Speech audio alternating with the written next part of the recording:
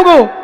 विश्वास करना, डॉक्टर ने बता दिया ये दवाई, ये ऑपरेशन की दवाई, ये इंजेक्शन, ये दवाई, ये ऐसा, ये टेबलेट, ये वो तुम करो नहीं तो डॉक्टर को चेंज करके क्या करो, या तो तुम्हें दवाई लाना पड़ेगी, मेहनत करना पड़ेगी, पुरुषार्थ करना पड़ेगा, तब तुम्हारा कल्याण होगा, तुम्हारी बीमारी दूर होगी। विश्वास करना, अन्यथा तुम कितना भी कुछ भी कर डालना, कुछ भी होने वाला नहीं है। ऐसे ज्ञानी ध्यान रखना, जब तक हम भगवान की आराधना, भगवान की स्तुति, गुरुओं की आराधना श्रद्धा पूर्वक नहीं करेंगे तब तक कुछ होने वाला नहीं है। और जैसे श्रद्धा होती हमारे अंतरंग आत्मा से, ध्यान रखना, हमारे पास आने से तुम्हारा कल्याण नहीं होता। आप हमारे पास आए तुम कल्याण हो जाए बोले नहीं होगा। जितने लोग ध्यान रखना, हमारे पास आने से कल्याण नहीं, तुम्हारी भावना, क्योंकि यहां आने वाले का अकल्याण भी हो सकता है। कैसे? परिणामशाली ना हो, विश्वास ना हो, श्रद्धा ना हो, तो यहां आकर के समय भी लगाओ, पैसा भी लगाओ, पुरुषार्थ भी करो, कुछ भी होने वाला नहीं है। इसलिए गुरुओं के पास मैंने कल एक बात कही थी, दर्पण तो दर्पण होता है, दर्पण तो दिखाता है कि तुम्हारे चेहरे में गंदगी लगी है। क्या सौदर मित्र जी सो रहे हो, जाग रहे हो?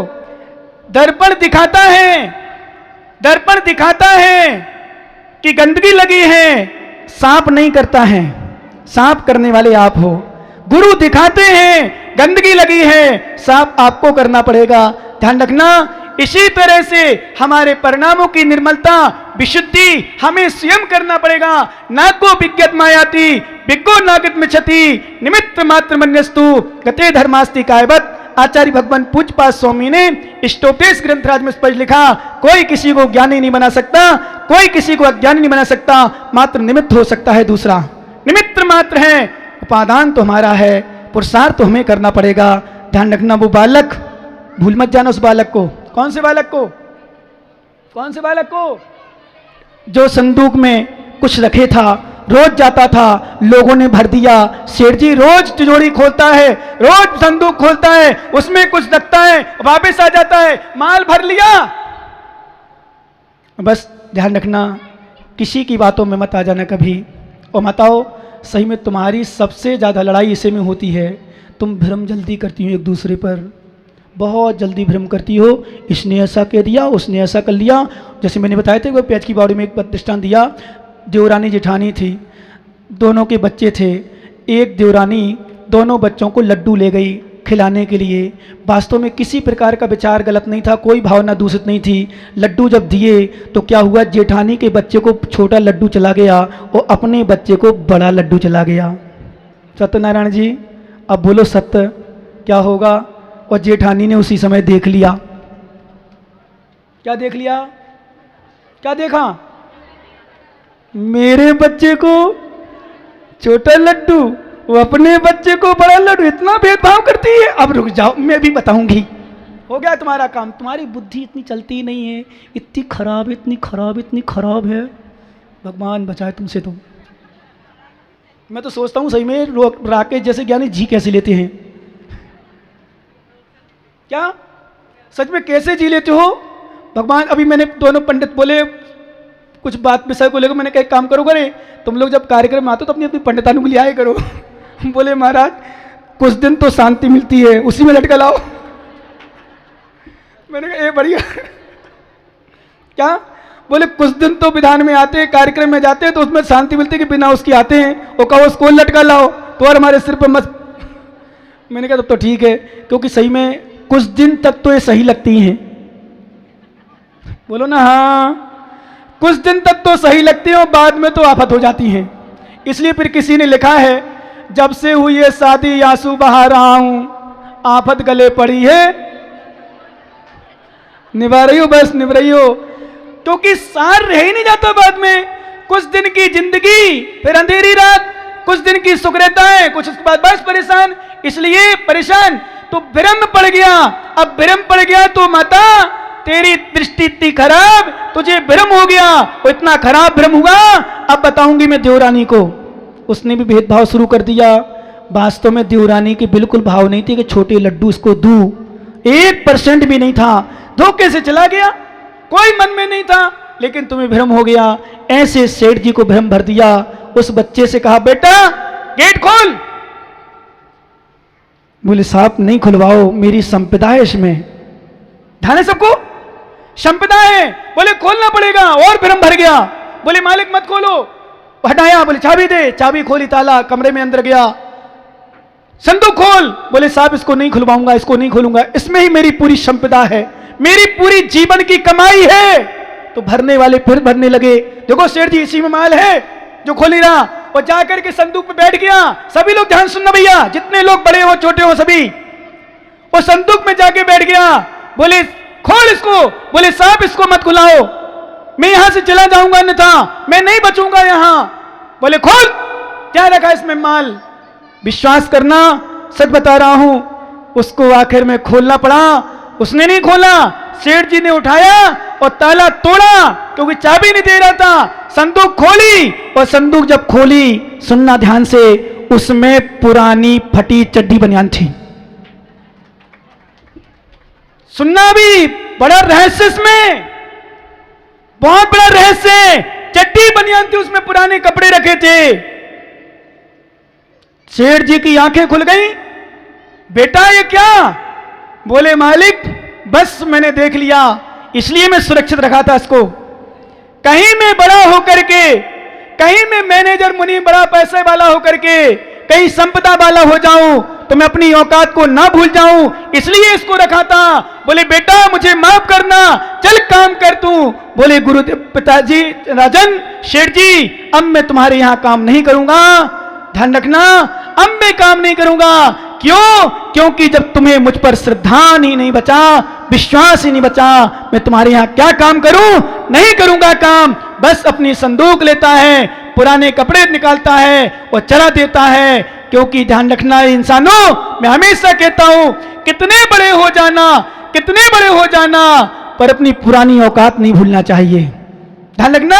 और कितना बड़ा तुम इंसान, बच्चियों से मैं कहता हूं, तुम्हारे घर में गरीबी रही हो, तुम्हारे माता पिता गरीब रहे हो, और तुम्हारे माता पिता ने तुम्हारे लिए शादी कर दी बड़े घर में, कितने बड़े घर में चले जाना, पर अपने माता पिता को मत भूलना। कितने बड़े घर में आ जाना, अपनी औकात ध्यान रखना। हम क्या थे, आज क्या है।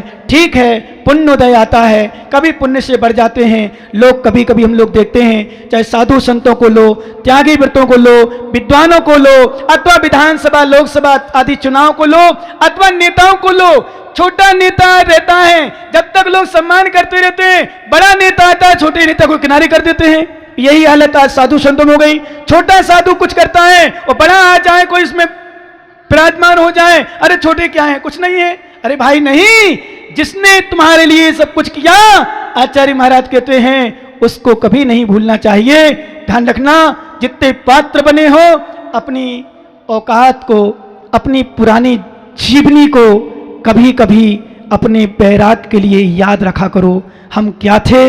जब कभी कोई व्यक्ति गांव से जाता है शहर में, भाई साहब आप इटूदा से गए ना, विनोद जी, और कोटा में जितने लोग गए हों, कोटा वाले हों, रतलाम वाले हों, जयपुर वाले हों, सच बताओ आप जब गए थे यहाँ से ऐसे ही थे जैसे अभी हो, कि कुछ कम थे? आप तो वहीं जन्म लिया था। पापा कौन है आपके? सौदर मिंद्र जी बने जो क्या? सौदर मिंद्र जी, आप जब यहाँ से गए थे तो सच बताओ इतने ही अमीर थे कि कुछ गरीब थे? कुछ नहीं गया होगा यहाँ से, कुछ नहीं था ना। इसलिए सब कुछ हो जाए, पर सुपारसनाथ भगवान को मत भूल जाना। क्या? सब कुछ हो जाए, अपने गांव को मत भूल जाना, अपनी पुरानी औकात को मत भूल जाना। हमारे पास क्या था, इसलिए कितना सब कुछ हो जाए और सबको भूल जाना, पर धर्म, गुरु और भगवान को कभी मत भूलना। कितना सब कुछ हो जाए, लोग जब पैसा आ जाता है खूब, जब ज्ञान खूब हो जाता है, जब हमारे पास संपदा खूब आ जाती है, भूल जाते हैं हम गुरुओं को, भगवान को, धर्म को। लेकिन ये ध्यान रखना, एक बार क्या हुआ, छोटी सी बात बता दूं। एक चूहा गुरु के पास आया, महाराज महाराज महाराज बचाओ बचाओ, मुझे बिल्ली परेशान कर रही, बिल्ली परेशान कर रही। उनने कहा बिलाओ भाओ। क्या हो गया? बिलाव हो गया। और बिलाव होने के बाद थोड़ी देर फिर आ गया, बोले भगवान महाराज महाराज गुरुदेव बचाओ, कुत्ता मुझे खा रहा है। बोले स्वान भाओ। स्वान हो गया। फिर तीसरी बार आया, बोले गुरुदेव बचाओ बचाओ, ये मुझे शेर खा रहा है या दूसरा जानवर से बड़ा वो खा रहा है। उसने कहा शेर भाओ। तो मालूम वो शिष्य क्या कह रहा है? बोले पहला ग्रास गुरु भाओ। नहीं समझे क्या? समझे ज्ञानियों? विनोद भैया नहीं समझे ना? नहीं समझ पाओगे।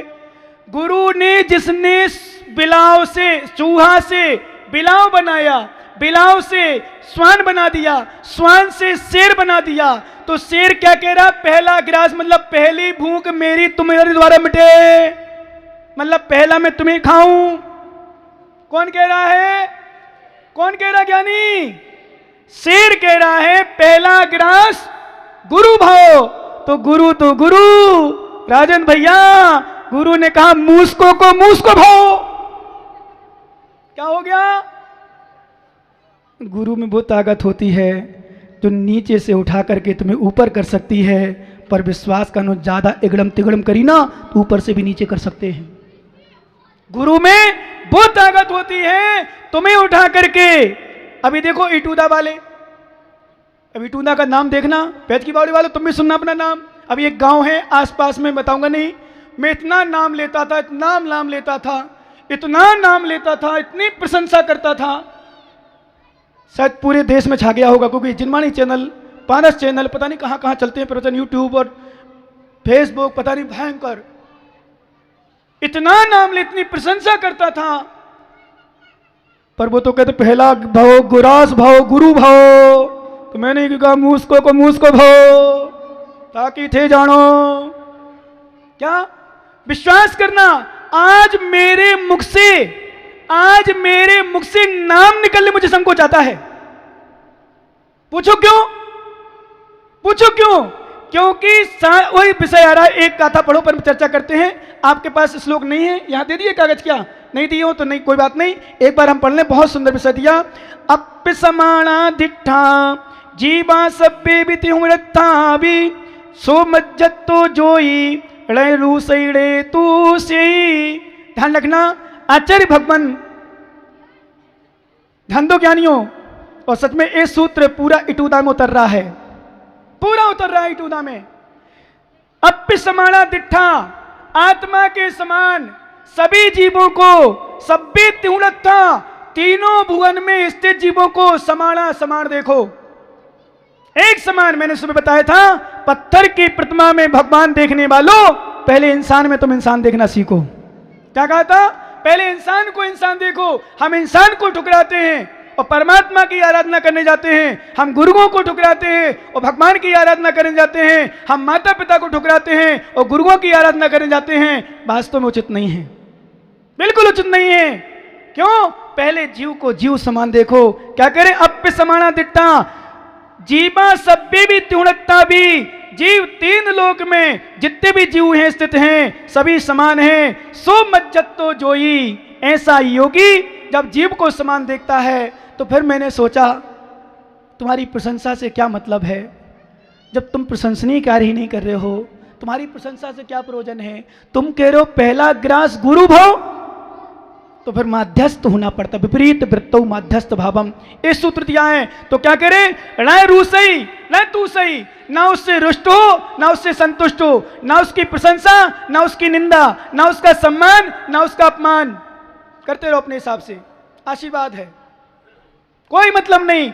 आचार्य महाराज ने एक सूत्र दिया हम लोगों के लिए, सत्वे सुमेत्रिम गुणसु प्रेमोदम क्लिष्टेषु जीवेषु कृपा परत्वं विपरीत वृत्तौ माध्यस्थ भावम सदा ममात्मा विदितातु देव। सभी लोग उतार ले जीवन में, हमें किसके साथ कैसा भाव रखना है।